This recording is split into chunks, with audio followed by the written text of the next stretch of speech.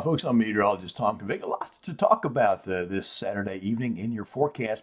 And we'll start with the sky cams, as we usually do, thanks to Sinlaw Broadcasting. It's a little traffic moving back and forth for Texas Street here in Alexandria. Clouds increase some Saturday, probably not a lot, probably not as much as I expected 2 or 3 days ago in the forecast.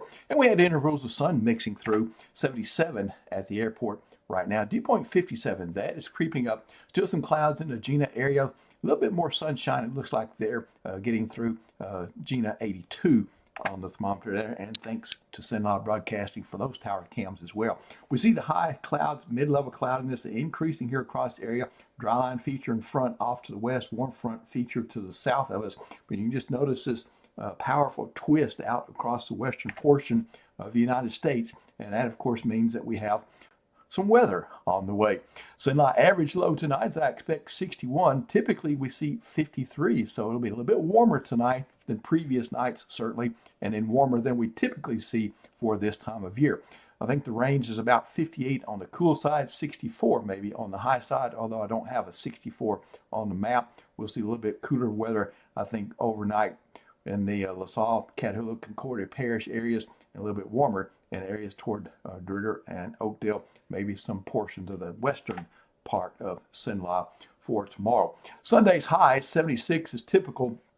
We've got 81, so it's going to be a little bit warmer on both sides of the thermometer, the minimum and the maximum, 78 to 84, your range across the area.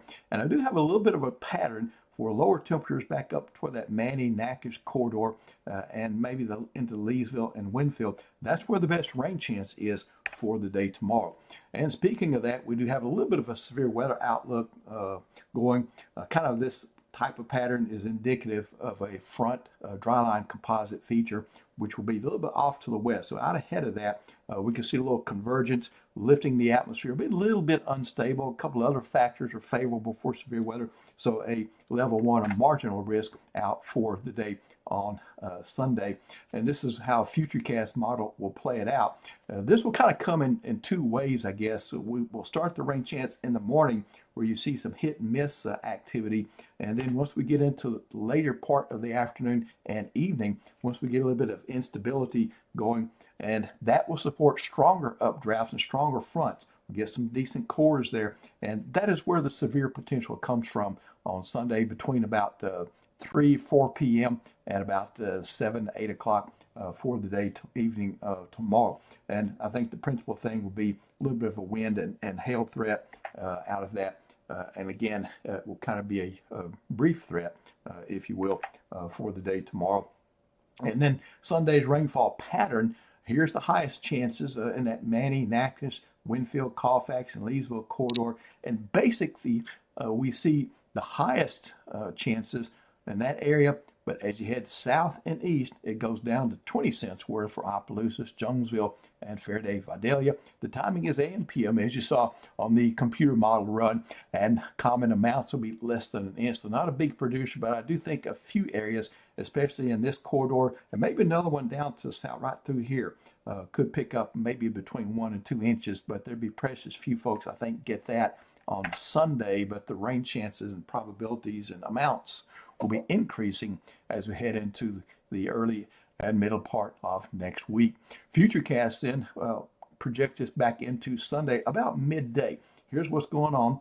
We will have a twisting system back up to the west. This is an accelerator of the atmosphere, accelerator of the air, a weather changer, weather maker, whatever you want to call it. That's what's going on there. And that is where the first risk of rain and severe weather is for Sinlaw for tomorrow. We'll be on the base of this south side of it. There's a little bit of dynamics mixing with that little bit of instability, a couple other factors, as I said, touching off the showers and a few thunderstorms, giving that rainfall pattern I showed you, and that little bit of severe weather risk. But that will kind of fade in significance as we see a larger and stronger system take shape there out west. You can see how the flow of the atmosphere is out of the northwest there. Then it changes to southwest, and I'll draw the axis right in through here as we see that trough. Again, this is a major weather maker, accelerator of the air, and it won't come through in one piece.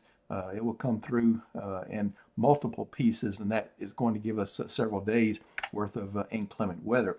So by Wednesday, here it is. It's right on top of us, as you see right there. And there's that flow behind it. And you can see out ahead of it, we see a difference. So again, that is where we see that lift of the atmosphere. Other factors are in place, and that is why the weather is going to change significantly as we move into that particular time period. And then once we get through Wednesday, we're going to be all right for a while as that energy moves off to the east across the Great Lakes and the East Coast. And we'll see a little bit of a high pressure ridge, a little bit of that roller coaster hill, if you will help us out as we head into Thursday and Friday's forecast of next week. Now let's go into the next part of this. This is early and middle part of next week, Monday. Here's your severe weather risk, a limited risk, 1 and 2 on a scale of 5, a limited risk so far on Tuesday and extending into Wednesday.